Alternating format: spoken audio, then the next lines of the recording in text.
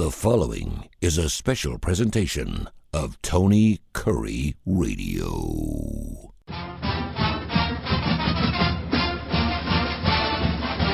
Welcome back to another UAB Director's Chair. He is the UAB Athletic Director, Mark Ingram. He's on the left-hand side of the screen here as you're watching our YouTube channel. And, of course, wherever you're listening, he can be on the left-hand side of the speaker if you'd like to have him over there, wherever you're listening to on the TKR radio app. This is a show not only about UAB sports, UABsports.com, but also about other athletic things going on. We like to pull the curtain back on college sports as we know it, and that's why we had Trent Dilfer on last week, which was a fantastic get, and thank you so much for getting him on. And I thought the three of us had great chemistry. It was great. I love having coaches on, and I love talking X's and O's, but there's only so far you can go with that. And I know while you're not a player or a coach, you can exercise your right to be well steeped in what it means to X's and O's and team play and stuff like that. So I can get your thought. But then I just love the fact that we can actually get further behind. So I'm really happy to have you on today to talk about this Dartmouth situation, because I don't know. Dartmouth, of course, as of last night, joined the SEIU Local 560 on a vote of 13-2 to join their first ever union and the first college sports team to ever join a union. What is this? What does this mean? What is this? What does this mean? Yeah, the student athletes are claiming that they are employees of the university based on their requirements, that they don't have complete freedom of their time. They have to show up on time. And, when you say it in a certain way, it can come across like a job, right? So if you say, well, Mr. Kurre, you're on the basketball team. Does your coach, your supervisor, your coach, do they tell you what time to be here? Yes, they do. Do they tell you what to wear? Yes, they do. Do they tell you what time your shift practice ends? Yes, they do. Do you have freedom and flexibility of the rest of your schedule? Well, I've got to go to school, so you're required to go to school. Okay, so you start getting these things where, they tell me what time to be there. They tell me what I have to wear. They tell me what my job is. You're the point guard. Mm-hmm. That's your job. So that sounds like a job to me. And so by taking every, picking apart every word of the law, that's what they're doing to claim that they're employees. And then the NLRB, the National Labor Relations Board, ruled in their favor. Now, Dartmouth, as you would expect, is appealing that decision and saying that the judge in this matter took some liberties that they shouldn't have. And I can't speak to that. I don't know enough about the case nor what they did or didn't do or what was said, but I've read that that's what Dartmouth plans to do and why. So it's a dangerous place. We've talked a little bit about it here. If the student athletes become employees, first of all, I don't know what counsel they're getting and from who, but sometimes we get caught up in these things like, as competitors, let's go challenge the system and beat the system, but you might be doing that at great peril, and you don't even know, you get caught up in it. You don't even know why you're doing it anymore and to what end and to what value. And I would just say that it'll be the detriment to many in college sports. And there'll be a lot of student athletes who used to get opportunities that'll stop getting opportunities. The Ivy League is unique in that they don't do athletic scholarships. So they don't feel this the same way you would if you were at, and by the way, this affects private schools differently than publics. So if you're at Vanderbilt and they're a private school, mm-hmm. and their student athletes decide to unionize, their scholarship right now is not taxable. So if they become employees and so they say, hey, we're going to pay you $50,000 to come to school here. Taxes, yeah. First of all, that's a pre-tax number. So now all of a sudden you're being taxed on the 50. And they say, oh, and you gotta buy your, you gotta pay your tuition out of that. Yeah. And today, their tuition and other academic fees that are associated with their scholarship are not taxed by the IRS. So I just think it's an unwise move, frankly. And I think that it will cause more harm than good. If you are, the vote was 13-2. If you're one of the two that did not want to unionize, you could still play, correct? Or is this like a regular? They can all still play. I don't know. That's a good question. I say they can all still play. They're all. I guess they're still trying to figure that out. But I also read that this is a real challenge if they unionize for international students, because now you're dealing with international employment law, not just international student visas, which those are not easy to get, but we get them. Yeah. We get those because they're temporary. Says they're going to come to our country and get a degree, and then they're going to go back to wherever they are, or they're going to, file for citizenship or get temporary work visas, that kind of thing. There's a process to where that is set in place that's simpler for a student to come here. Can we have different rules for different teams? I mean, so I'm assuming now that will we have some SEC teams decide they want to unionize? And if we do that, we will have some teams that are unionized, some teams that are not. They'll be playing each other. Some teams will be getting paid, some won't. Or does there need to be a uniform law across all sports or college sports? Yeah, my guess is if they're able to, if there's a cascading effect and other programs unionize, that will turn into all student athletes, and so they'll have to vote on that. Well, yeah, I think so. I think there's a lot of questions. Do you have to be an employee to receive some of the television revenues? So that's the other part, is this discussion around profit sharing or revenue sharing, excuse me. Most athletic programs around the country. Now, hear what I'm telling you. Most athletic programs around the country do not make a profit. Almost everybody loses money. Mm-hmm.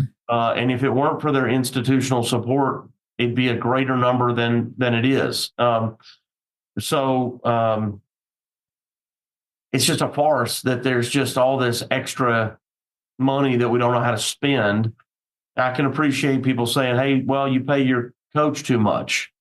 Well, you pay your coach based on what the market is worth. And so now that he's retired, I'll use Nick Saban as an example. You think there's any Alabama fan or anybody associated with Alabama? I mean, I'm sure there's people that say he makes too much money, but the popularity of the institution based on the success and results of their football program are hard to argue. He could have been making $150 million a year, and it wouldn't have been enough just based on the economic. I don't know. Just based on the economic impact for the university. I don't know what the number ought to be. I don't know what the number ought to be, whether it's 12 or 8 or 10 or 15 or 5. Yeah.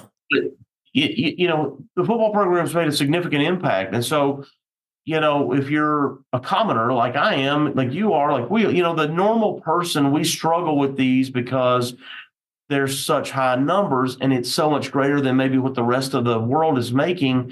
It seems egregious, but, does Elon Musk make a number that he ought to be making or not? There's a few people out there in the world that we don't live in a communist society. We're in a capitalist environment. And so he makes what the market bears. Yeah. The money's got to come somewhere. And I'll tell you this, how happy would the fans have been if he finally said, hey, I'm leaving and I'm going to go to this other place. Who will pay me more? They wouldn't have liked that. So you can say you're not happy with what a guy like that's making until he leaves for another place that's willing to pay that. As long as fans are willing to continue to pay the price and pay for everything from seat licensing to everything else to make this cog go. And it's funny because, I remember I think I took my son to like a Florida football game, I don't know, 10 or 12 years ago. The tickets were $75 for a pair of tickets. That was about as high as I was willing to go. Yeah. And we had a great time. I can't take my son to a Florida football game anymore. I can't. No. The tickets are $250, $300. I could, but I'm not going to. Yeah. Just by point and principle alone. And so there is this new thing now known as donor fatigue or fan fatigue, where fans are getting tired of having all the cost associated with everything that's going on in college sports. And forget about pros. We won't even go there. We know how that works. But and there's been several articles, and it's interesting over the last couple of days that you get these fans of these teams that have been, fan clubs, and they've been part of they've had seat licensings for years, and they've been a part of their families. And this guy from Penn State's had season tickets for 35 years. And all of a sudden they're asking for collectives. Now they're asking their fans to donate to these collectives. Yeah. And some of the fans are like, dude, I'm already paying a PSL. I've been part of this for 35 years. I've been giving it till it hurts. My son goes to school here. I've done everything I possibly can do. And now all of a sudden during games, I'm being pleaded with to raise even more money for something I don't believe in. What are you hearing from the fan base? Are you hearing anything from the fan base as an athletic director? It's competition. Like, you're competing with yourself. So now, you had your annual fund, which you use for operating dollars. And then maybe, let's say you're trying to build a new baseball stadium or renovate your arena like we are here with Bartow. Those are capital projects, but they're one-time things that sort of come and go. And now layer this in, and this is an annual need. This collective money is an annual need for to pay these student athletes. And donor fatigue is not a new term for people in fundraising, but what you have now is another source of money that we're trying to raise dollars for. And that's exhausting, for people to hear.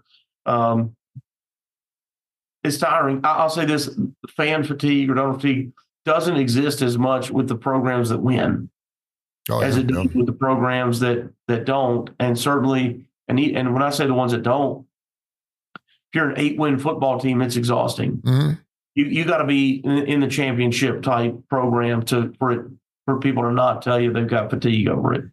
Because then they see the value in it, right? They see results. They go, hey, look, I spent this money on you called it a PSL seat license. It's your annual fund gift. I spent that money. I bought my season tickets. Hey, I sent my kid to school there. I even made a small contribution to the renovation of the whatever project.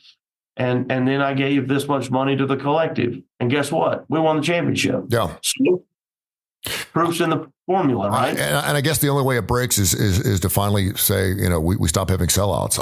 I guess. I mean, I don't know, because I don't know how people afford. People want to go to watch the winners, though, Tony. That's what I'm saying. True. And sellouts at Ohio State are going to exist if Ohio State wins. People that are willing to spend $3,000 to go see a woman break a record for all-time points scored in college basketball. I guess I get it. I mean, if you got the money, that, like you said, we live in a capitalistic world. And if you got the money and they can get that, they can command that kind of money. And then, of course, you're throwing in these seat places, these StubHubs, and all these things that are marking up everything anyway. It's just, I don't want to be that boohoo person, because tickets are selling out. They're still things are selling out. So there's still a demand there. Yeah, there's a demand, but where I think is interesting in the collective space is how much do people want to continue to pay big numbers and not get results, right? Yeah. Or the coach says to me, the donor, Mark, if you give this money, we're going to buy Tony Kurre, and he's the best quarterback or point guard or whatever, and it's going to cost you this much money. And then you show up and you have a bad attitude, you're out of shape, you're lazy, you don't work hard, and you don't play that much. Yeah. Or you get hurt, which is not your fault, but you don't play. And then or you get beat out, or you don't play as much as you'd like, and you transfer. So wait a minute, I gave a lot of money to that guy, Tony, and he was here for a semester and a half, basically, and now he's gone again. I don't know if I want to do that twice. So I think that there's real issues there. So finding ways that are creative, that are sustainable, to where it's not as painful. If you can figure out a way to generate dollars without having to go to your top 20 or 50 key donors, that's really an ideal scenario.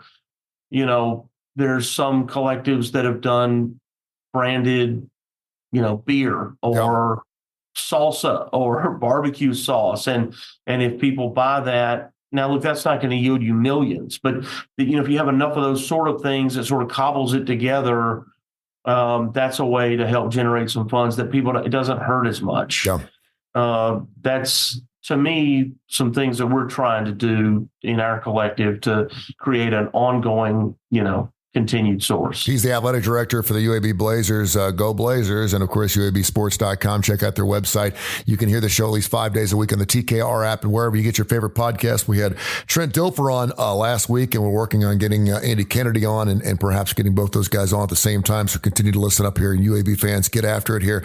Mark joins us every single week here on the TKR app.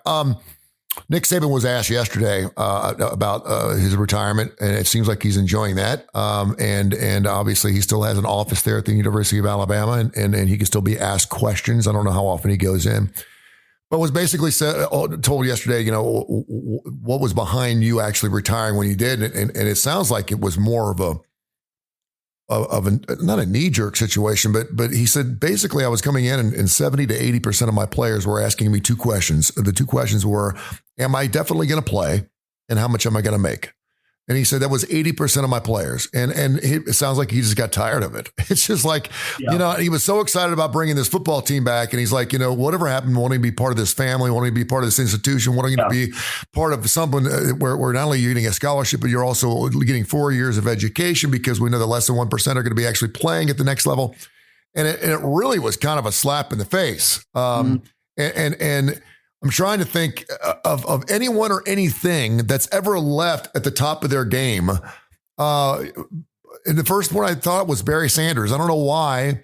Barry Sanders was one of the greatest running backs we've ever had in the National Football League. Was just knockout, just drag out, fantastic. Probably had another 4 or 5 years left in his body, and just said, you know what, I'm done. You're not gonna bring in pieces to help us win a championship here in Detroit. I'm finished. And we were just like, what? I cannot believe he's willing to do that. And so it sounds like Nick Saban. Sound like he got out earlier than he wanted to, but he played it really well. And so, listen, I'm not saying it's right or wrong. I just don't know what this new model of college sports is going to look like. Can you kind of talk about that as an athletic director at a major university?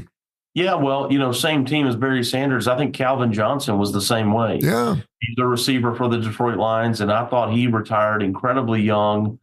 Way too young. Yeah, considering how much time he probably had left. And I think his whole thing was, I want to be able to walk. I've got plenty of money. I don't want to take a physical toll on my body anymore. And, hey, good for him. If that's what he wants, that's what makes him happy. I want to be clear. I don't know Nick Saban. I've never met Nick Saban. I don't want to speak on his behalf, but I read that article and, my view on him is he's sort of an old school guy, right? And I guess maybe I'm on the younger side of being that old school guy. But, when you're having those player meetings and they stop saying things like, I think our team can be great next year, when they stop saying those kind of things, it's not just frustrating, it's disheartening. Yeah. And those kids, by the way, are only doing what someone else has told them to do. They're doing what some adult has said, this is the way you do this. Leverage them. Leverage the situation as best you can. You get yours. You get what you can get. They got plenty of money. Go get what you can get. You deserve that. And these kids are 19 years old. They haven't proven themselves anywhere. They were good in high school, and that led to their recruitment. They show up in college, and they may or may not be good enough to play. They might just be big. Sure. They might just be tall. They might just be fast. Look, if you're really, really fast, but you can't catch the ball, you don't have any value to the wide receiver group. Yeah. If you're really, really big, but you can't move your feet, or you're not tough, and you're not willing to engage with somebody, and you're not skilled, you're no good to the offensive line or defensive line. You're just big. Yeah. It means you eat a lot. You cost more. So for a coach like him, and he's used to, hey, look, here's what I think our team can be. These are our team goals. What do you think, Tony? What do you think are our team goals? And their comeback is, well, how much am I going to play, and how much are you going to guarantee prior to spring practice, prior to me earning time through spring practice and evaluation, and then the fall camp and summer workouts, me showing you what I'm ready to do, what I'm capable of. What are you going to guarantee me? Because if you can't guarantee it, I want to transfer out. What? Yeah. And how much more money can you pay me? How much more money can you pay me because I know I haven't produced yet, but I'm going to produce. I'm going to produce, Coach. That's why you recruited me. Look, man, I'm telling you, 30% or more of your kids that you sign every year will never, ever, ever touch the field. Ever. Yeah. And so when you think about it like that, we only think about the Heisman Trophy winner. These conversations come up nationally, and that's all they talk about. Let's talk about the player of the year in the conference, the national player of the year, the Heisman Trophy winner, the whatever. Man, that's just like a tiniest fraction of fractions of people. The grand total of the people out there are not that person. They're just not. And but we make the decision. We've made these decisions based on that small group. And so, yeah, for him, he's, I assume, done very well with his finances. I assume he's taking care of himself. Seems again like a guy that's buttoned up, that he knows where every penny is. And I don't say that to make fun. Like, he seems like so organized that, yeah, he's made good decisions, so he doesn't have to do it anymore. Why put yourself through that? No, but I just hate the fact that, just from a passionate standpoint, and the best analogy I can make is I remember when they started doing the hurry up huddle, which was something that the Cincinnati Bengals actually started back in the National Football League years ago, and he just wanted to know, hey, listen, he's like, is this what we're doing here? Are we now taking the football and pimping it out every 5 or 6 seconds? Is that what we're doing here? Because there were a lot of penalties, obviously, that Alabama was a little behind because Alabama was not their style of offense. Tony, these kids are starting to demand that you pay them to take a visit. Yeah. To take a visit. Mm-hmm. I got word from the combine, the NFL combine last week in Indianapolis, that these guys are starting to say they expect to be paid to attend the combine. Mm-hmm. This is your opportunity. You've worked your whole life for this opportunity. They only invite like 250 people to that combine, or 300. You don't just get to go. If I declare myself for the draft, I don't just get to go to the Indianapolis combine with all the scouts. This is my opportunity to show my worth and my value and why they should want me, and meet them and show them my personality, and that I'm a team guy, and that I'm a rah-rah guy, and they'll enjoy working with me. It's a job. Let back up. You're a father? You imagine going on a job interview? Well, I know, but you got to pay me to come on the interview? We're talking 18, 19, 20-year-olds. They don't know what they're doing yet. Where is this coming from? Is it coming from dads? On the backside, I still think they're being told this by a bad advisor, but these guys are now 22, 23 years old. These are your on the backside. But I think whether it's their parents, their uncle, their cousin, their neighbor, their high school coach, some mentor somewhere, is the person that they trust, that they've known a long time, is telling them this is how you do it now. Is there a staff position? Has there been a staff position created for what we're going through right now? And as I say, Nick Saban's got to have, when he was coaching, there's got to be some guy he needs to check with. Okay, listen, I'm looking to recruit this guy. Tell me what he wants. So before I waste my time, I need to know what his demands are. Is there a position for that? Yeah, your coaches are during the recruiting process being told now by coaches in high school, hey, look, unless you can pay him at least this much money, you're wasting your time. Unless you're willing to pay him this much money to visit. And the kids on their visit are not only are they demanding money, they're saying, look, here's what I need. I need this many rooms, this much money up front. I need this much, Unbelievable.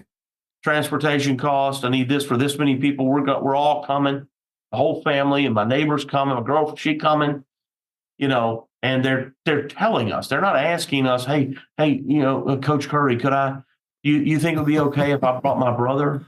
And I guess as long as someone's still willing to give it to him, I guess they can go ask. Well, the rule allows for that now. Yeah. Well, the rule allows you to bring the entourage. Yeah. So I keep waiting for some kid to say, my whole high school team's coming. You want me? You got to bring us all. What? Yeah. And they're being justified in it. Yeah. The talking heads and the former players out there, they're kind of applauding this ridiculousness. info@TonyCurryRadio.net. We take emails here. Toby wanted to get a little classic rock and roll. Toby in Evergreen, Virginia. You know where Evergreen, Virginia is? Man, I'm gonna look that up while we're talking. Wants to know. He's like, I hear you guys talking about classic rock on every single podcast. He says, what's Mark Ingram's thoughts on jam bands? It's a good one. Do you like jam bands? You a Fish guy or no? No. Well, Grateful Dead? No. Dave Matthews Band? Listen. Let me back up. I like some of their songs, but I don't want to go to a concert and just listen to somebody play the same thing for 20 minutes, and I can't do that. Allman Brothers? They're known as a jam band. They're not my favorites. Evergreen, Virginia is not popping up on the old, no. I don't know where that's at. It must be a small burb somewhere. Now Evergreen Avenue in Appomattox, Virginia. Now Appomattox is where Robert E. Lee surrendered. He sure in did. the courthouse in Appomattox, which was about 15 miles from where I grew up. You got a little history lesson there. That's very good. How about that? So you're not into the jam. So I would ask you the question. Not that I don't like some of their music, but I don't want to hear all that. Yeah, I don't want a 20-minute song. You don't want a 20-minute song. There's a song called I think it's called Space that the Grateful Dead did. I went to the Grateful Dead played here. This is when Jerry Garcia was still alive. They played back-to-back nights down at the BJCC, and it was one of the weirdest. You're talking to a guy that's been to thousands of concerts. It was one of the weirdest concerts experiences I've ever been to. Seeing the people get down in these little circles and these little fetal positions in the middle of the floor. It was just bizarre. It was just really strange. And then of course, there were so many smells and things floating around the air. It was unbelievable. Secondhand, you were going to get some whether you wanted it or not. But then they played a song called I think it's called Spaces or wrong Space or something like that. And it's just a light that just basically just floats around the room for like 35 minutes. And everyone just, it's like a cat watching a laser light, for like 35 minutes, and everyone's just into it, and it is play. And the song is different every single time they play it. It's just, sometimes it's 35 minutes long, sometimes it's 17 minutes long, sometimes it's an hour and 35 minutes long. But I to your point, I don't get it. Well, if your mind has been altered chemically, it probably doesn't bother you as much. But that's my guess. Yeah, I mean, look, man, I like, Uncle John's Band and Touch of Grey. I like some of their songs. I don't want to do that. I don't want to go to a show and listen to a guy play basically the same chord for like 20 minutes, the same little riff, like over and over and over again, while the singer goes backstage and takes a nap and comes back up with a change of clothes, and then the guitarist goes off, they take their nap, they come back up, and I'm just watching this one guy, and then the drummer's got to do his thing for until he's exhausted. Def Leppard does that, with the song Rocket. It's like 17 minutes long. The Rocket song, 6 minutes long. They turned it into 17 minutes long, and I can tell you, I've been understage. I've been backstage when they've gone through that song. You don't want to know what they do during their break. I think we all know what they're doing. Yeah. Well, they're doing everything, and I mean everything, because they only have 3 or 4 minutes pop. So if I'm going to ask you a question, because I know you're a historian at best too, because you get into these things. I mean, we just learned something about Robert E. Lee. Which band in your lifetime, dead or alive, that you really didn't give a rip about, but you'd go to their concert just to say, I had to experience that concert? Like Barry Manilow. I went to Barry Manilow. I'm telling you, I like some Barry Manilow stuff. I didn't feel proud that people recognized me there at the show, but we all recognized each other. So we all had each other's stories where each other's backs. We're like, okay, I'm not telling anybody you were here because you were here. But it was one of those things where I wanted to say I went to a Barry Manilow concert. I wanted to say I just because I wanted to know what it was all about, because I had heard it was amazing. Yeah, there's a lot of people probably that could fall into that category that I would say that it's not that I don't think they're good. It just wasn't interesting to me. Their music wasn't like my thing, but I totally respect people like Celine Dion and Taylor Swift. And, if I could have seen Whitney Houston or even like Beyonce, or, I don't have really any of their music. I don't dislike their music. It's just not what I want to listen to all the time. But I would imagine that if I could go to their show, it'd be pretty great. So if you had a chance to go to a Beyonce concert, you'd go? Oh, I'd totally go. Yeah. Totally go. You'd be one of those. You'd be one of those people that shows up to concerts just for the evening. Yeah, I just want to see what's going on. Yeah, it's going to be fun. Like, let's check it out. Yeah, but it's not the music that I would. It wouldn't be my first choice song. But I'm guessing that the show is terrific and their talent is off the charts. Yeah. It's just, it's just a matter of taste, right? It's just what your preferences are. No, and I think Taylor Swift is turned into that show. Everyone I've talked to is like, dude, it's crazy. I've seen her. I've seen Taylor Swift. Yeah. Like regardless of whether you like her music or not, it's just spectacle. Yeah. It's a spectacle. And look, she's great. And I really respect her because she writes all of her own music, which I think is another super talent for a person to be able to do that. She plays instruments. I love that. I went to a Justin Timberlake show. He was awesome. Mm-hmm. I mean, incredible. And he plays guitar and piano, and he's a great dancer. And he's also really funny and engaging with the crowd. He's a terrific entertainer. We've gotten emails from Todd before we were running up against it, but I wanted to ask this question because it's somewhat topical, and the game was a few nights ago. It was really difficult to watch the second half. UAB against Memphis.